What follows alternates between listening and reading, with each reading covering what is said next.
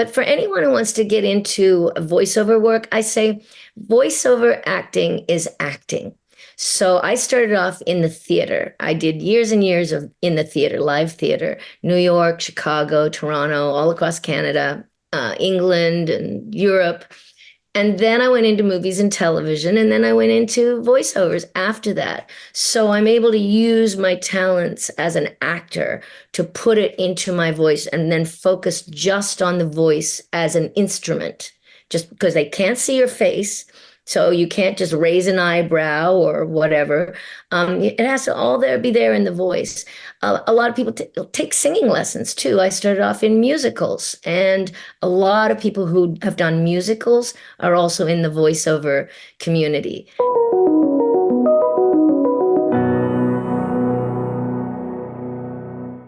Hi, everyone. My name is Ash Crossan from Entertainment Tonight, and I am so excited because this has been one of my favorite shows of the year, perhaps ever. I am being joined by Rogue herself, Lenore Zann, for a conversation for the SAG-AFTRA Foundation about X-Men 97. Lenore, thank you so much for being here. Thank you so much for having me and for that great introduction. I'm glad that you've been enjoying our show. The only thing I think I missed was calling you Sugar. No, that's for me to do, Sugar. That's true. I would call you Sugar, Ash. You know. Yes. Well, I'm honored and flattered. Now I got to say, when this show was announced, my initial thought was like, "Oh, cool! They're bringing that back. Kids are gonna love it." I did not expect the emotional toll that this show would have on me, the grip it would have on me. So, how did you react to the idea of X-Men 97 coming back and continuing that animated series? Well, obviously, it's a dream come true for any actor. To be in a show 30 years ago that has become one of the top two animated series of all time was exciting enough. But then to be asked back was, it's surreal. And to see the fans' reaction now and the critics too has been just eye-opening, because when we did the original show, and of course I was Rogue in the original show as well, there was no internet. There were no cell phones, there were no text, there was no Wikipedia, there was nothing. So we were not able to see how our show was playing out to the audience. And we only found out about maybe 5 years ago just the immense impact it had had on so many children who are now adults watching our new show and introducing their kids to the show. So it's a blessing and a gift. Yeah. I'm very grateful. So the show picks up, what is it, a year later after the animated series? It's probably more like a month. It's Okay. not long. Yeah. But that's a lot we learn about Rogue throughout X-Men 97, and we're going to dig into a lot of it. But even though it's only been a month, did you feel like Rogue's character had evolved from the original series to 97? No, and I tried to make sure that she was the same as she had been in the last episode, which was Graduation Day, because there's not supposed to be any time lapse. So I focused on that. But then her journey really gets going, as you know, once episode 5 hits. But the love triangle between her and Magneto and Gambit, that's new to some of the fans. But in the comics, she had this relationship with Magneto. And in fact, in some alternate universe, she had a child with him and they named him Charles. So, but it was fun to be able to play the flirtatious stuff and falling in love with two different men, and then realizing that no, Remy is really her soulmate. But by then it's almost too late. Right. Well, how did you react when it was revealed to you that they were going to play out that love triangle? Because I think like divisive love triangles where people are doing team this person, team that, they're super fun. Mm-hmm.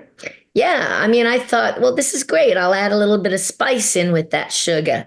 But I wondered whether the fans would be upset. And I wondered how the Rogue Remy fans would react. But, pretty well took it in stride. And people who were upset saying, where did this come from, were pretty quickly corrected by the internet community who are comic book geeks who know that this was a storyline and in fact it had happened.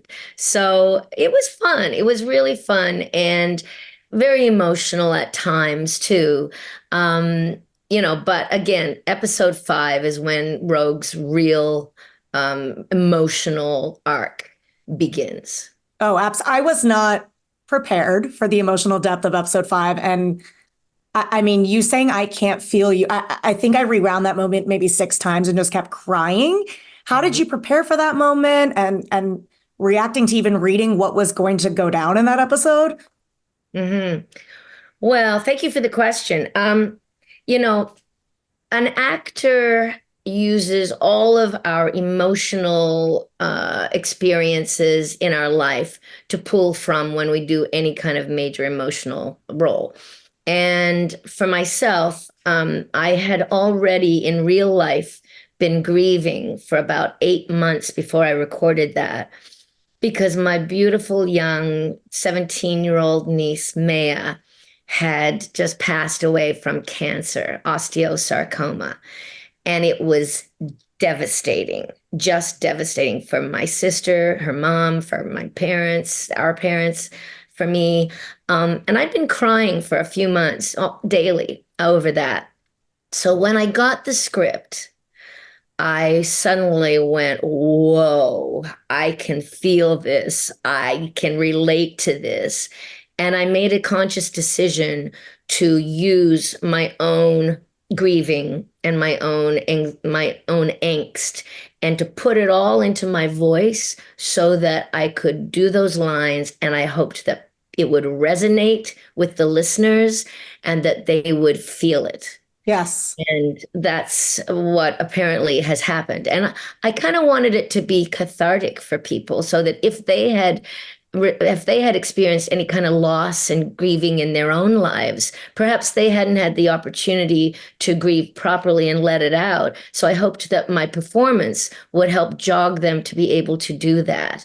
And that's where art is so beautiful, to be able to use stories and music and writing and acting and dance to be able to bring that out for people.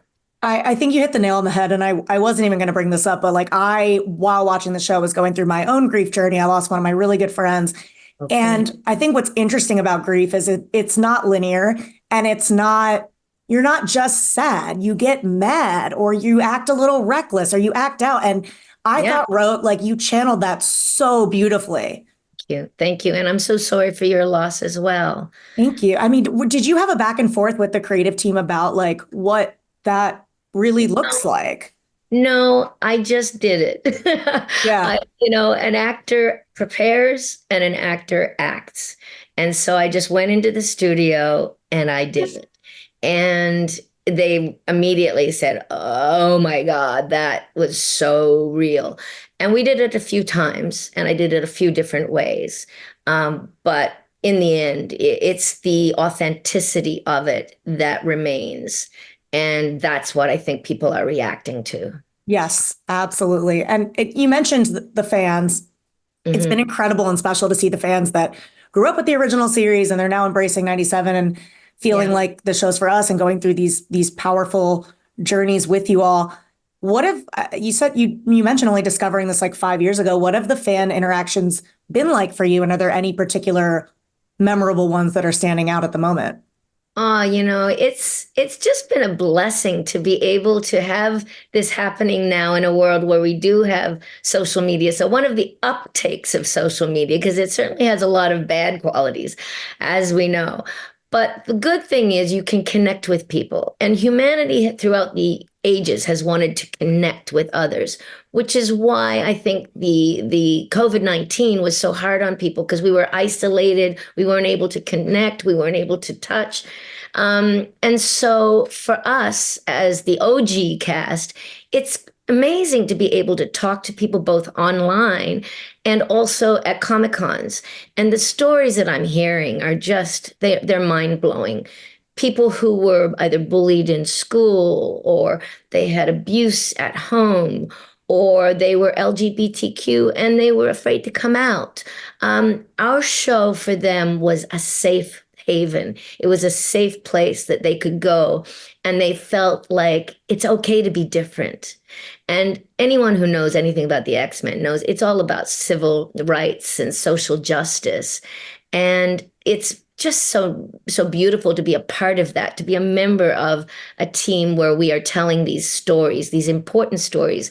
And sadly, because some of the progress that we've had in society is now people are trying to roll it back. There's political maneuvering and people out there trying to take it back. These stories are more important than ever. So what we're hearing from the fans is thank you. Thank you for doing it and being there for us in the 90s. And thank you for being there for us now. Absolutely. And you mentioned reuniting with the OG cast. Yeah. What has that been like? It's been amazing. I mean, we got together 5 years ago for the first time. We were invited to our first Comic-Con in New Braunfels, Texas. And we hadn't seen each other in about 25 years. And so we just were thrilled to be able to connect and meet the fans. And then we went to Los Angeles to the LA Con, and there were like 100,000 people there all screaming and yelling and crying. And we were overwhelmed really with the enormity of what the show has meant to so many people. And so it was such a gift to be able to come out of from 25 years ago to this and be able to connect with each other.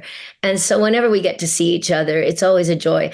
And the interesting thing is that 5 years ago at that first New Braunfels Con, we all went for dinner afterwards. We met the original writers, Eric and Julia Lewald, and the original director, Larry Houston, who we had never met. Because when we did that original show, all of us were in Toronto. We've all scattered since then, but at the time we were all in Toronto and they were in LA, so we never got to meet them. And now we got together and we had dinner and we said, oh, wouldn't it be nice if somebody bought the rights to our show and they rebooted it and brought all of us back? And we said, let's put that out there to the universe to manifest it for us. Yep. And here we are. And they brought us back. Yes. We're so thrilled. Was there anything different about the recording style that you did back then versus now? Yeah, back in those days, we did it all together. We had a group of microphones in a circle in the studio. We would do a table read first, then we'd come in, we'd stand around the microphones, and we would read it like a radio play, really. And we would make each other laugh, and we would cut up, and I mean, we had so much fun. And we bonded. Now, we're all in different solos, our silos of solos of studios. And so we're just by ourselves. But luckily for those of us who did the original show, I mean, we know each other so well and we know these characters so well that we can react knowing how the other person is probably reacting. And for the newcomers, they were all fans of the original show. So I'm sure that helps them as well, as they know the show inside and out. But it's great when we finally get to meet each other in real life as well. We're really getting along well, the newcomers and the OG cast. I love hearing that. Was it seamless to fall back into Rogue, or did it take some finagling? It really was like riding a bicycle. I liken it to putting on a pair of fine, well-worn gloves that are just so comfortable. And I just slip right into her like she's part of me and I'm part of her. And away we go. I love that. I imagine, I mean, for me, it's I Can't Feel You, but do you have a favorite line or moment of season one? Well, Sugar, I Can't Feel You. That was for sure one of my most emotional moments. But I also love a scene in the same episode 5, a little bit earlier, where she floats down from the ceiling to the song Ace of Base, Happy Nation. Yep. And she has that incredibly erotic, sensual dance with Magneto. And, they touch palm to palm like Romeo and Juliet. And you can see the electricity between them. And then, they dance and then they kiss. And then she has a line which was originally something else. And I suggested in the studio, would it be okay if I try something? Because I'd read it, I'd written something down in my script that I thought would be better than the line that was there. And they said, sure. Beau DeMayo was there. He was like, yeah, go right ahead. So I said, thanks for the dance, sugar. But Remy was right. Some things are deeper than skin. And I thought that that just captured it, right? True love is deeper than skin. And for someone who can't feel anybody because she might drain them of all their life forces and kill them, true love is deeper than skin. So it was a great moment for me to be able to do that and to see that it's still there in the final scene. I can imagine. I mean, no one knows Rogue better than you, I wouldn't think. I know, I know. Yeah. I think what makes this series so great is it does, and we mentioned this, it touches on complex, mature themes, the idea that grief can tap you on the shoulder at any moment, loss, prejudice. I mean, particularly through the animation lens. Why do you think that those kinds of themes resonate with today's audience through the animation lens? Well, I think because a lot of the fans were fans way back when they were children. They've grown up. The world has the world has taken a somewhat of a deeper, darker tone too. And seeing all of the death around us, see with COVID, seeing wars constantly played out on our screens, on our TV screens, seeing the suffering that has been going on all over, I think has made people ready for this. And they needed an outlet, the outlet of art, to be able to tell them a story that they can relate to and then have a cathartic experience. And I think that's what our show has done. It's been like the lightning bolt that has really animated people. I've got to say, too, though, there are young people watching it. So the parents that have children are watching it with their children, even as young as 6 years old, if you can believe it. I had a little 6-year-old girl come up to me the other day at a Comic-Con. She went, X-Men 97 is my favorite show, and Rogue is my favorite character. I'm like, wow, that's amazing. I said, don't you find it kind of scary? And she was like, no, it's exciting. And she goes, I watched episode 5 6 times. And I'm like, wow. And I looked to the father, and the father goes, yeah. And I say, so do you talk to her about he said, yeah, we had a discussion about death and that this happens and, it's part of life. And she said, and I felt so sorry for Rogue. She didn't just lose one boyfriend, she lost two. Right. Oh my gosh, from the mouths of babes. Well, that's incredible because there are going to be youngsters, especially, young girls looking at you to maybe break into voice acting and animation. What advice would you give to people looking for advice from that?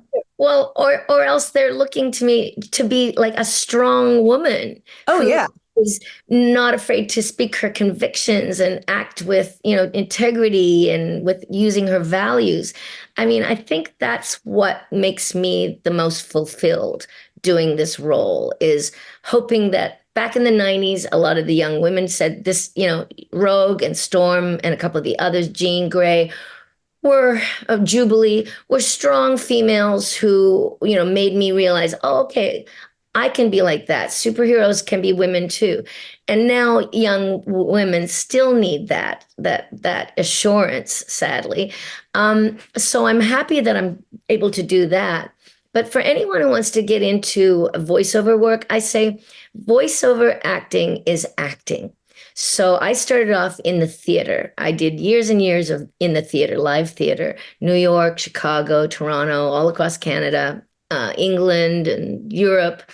And then I went into movies and television, and then I went into voiceovers after that. So I'm able to use my talents as an actor to put it into my voice and then focus just on the voice as an instrument, just because they can't see your face. So you can't just raise an eyebrow or whatever. It has to all there be there in the voice. A lot of people take singing lessons too. I started off in musicals, and a lot of people who have done musicals are also in the voiceover community. So I say any opportunity to act is a way forward. It's a step forwards in the right direction. I love, yeah, you got to preserve that instrument. Yes, and learn how to I, use it properly. right. Yes. I no, I lose my voice all the time. No, it's funny. It's funny you were mentioning, you were like a lot of like young women are looking up to me too. And I do a lot of Comic Cons where I talk to people that were, Power Rangers or what have you. And they're like, it's funny because when I was doing it, it was like 5-year-olds were coming up to me. And now it's like 35-year-olds coming up to me and be like, you're my hero. I love you. Women still need heroes because, I mean, misogyny is still rampant. All you have to do is look at what was some of the male reactions when the drawings of Rogue, the new drawings, the new design, but the beautiful design by Amelia Vidal came out, and they were like, they took away Rogue's ass, right? Her ass is missing. I did And see that. she won't be sexy anymore. And I went on Instagram and Twitter, and I said, it's not just a woman's looks that makes her sexy. It's everything. It's the whole package. And if you're just looking at that, that's pretty shallow. It's her voice, it's her mannerisms, it's her heart, it's her soul. That's what is attractive. And don't get caught up in just the visuals of a person, which sadly society seems to be doing right now, which is why, hence, young women of 35 and older even are looking to women who are heroes who can say, hey, sister, we got it all. We got it all going on. Don't just pay attention to that one particular thing. Our looks do change as we grow older. Some women look better as they grow older. And I just say, be yourself, don't be afraid, and don't let the bastards grind you down. I love that. This might just be the answer to my next question is what do you hope viewers take away from Rogue's journey in X-Men 97? Well, I hope that people are able to be made through our performances and through the storytelling and the beautiful artwork, to be able to feel their feelings. And as I say to many people who come up to me, men in particular, say, "Oh, well, I almost cried." I'm like, "You almost cried?" "Well, yeah, I cried." It's good. It's good. It's good to cry. Real men cry. It just proves you're human, And so if we can help men and women feel their feelings and express them to each other and talk to each other about, wow, I can't believe I watched that in the morning, then I had to go to work and I was a mess. So I had to talk to my colleagues about it. It's like, good. This is what we want. This is the beauty of art. That's why we are here. That's why we are artists, to make people feel their feelings and hopefully become more fulsome, kinder, and empathetic human beings. That hits the nail on the head. What was your reaction to the finale? What are you in 3000 BC, I think? Well, I'll tell you, every time I get a script, I can't put it down till I get to the end. It's that exciting. So I'm kind of like never know where it's going to go either. Even if you know some of the storybook lines or comic book lines, we still twist it a little bit. We've updated and moved things around. So, I think that when Rogue sees Apocalypse, I'm sure that in her mind, she's thinking, oh my God, maybe here is some kind of answer to being able to help bring Remy back. Because her whole demeanor now is she wants justice for Remy, but she would love to bring him back somehow. And I mean, she would go to hell for him. And one more thing I do want to ask you about, especially for fans of Rogue, fans of you, you have a memoir coming out. Yes, I do.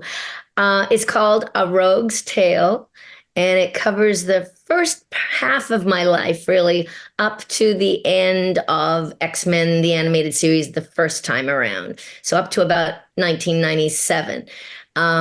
I did go into politics after that as a parliamentarian in Canada, but I touch on that, but I go more into that in my next book. I'll do something about my political career later, but I think fans will be really enjoying to find out Lenore Zann's origin stories before she became Rogue.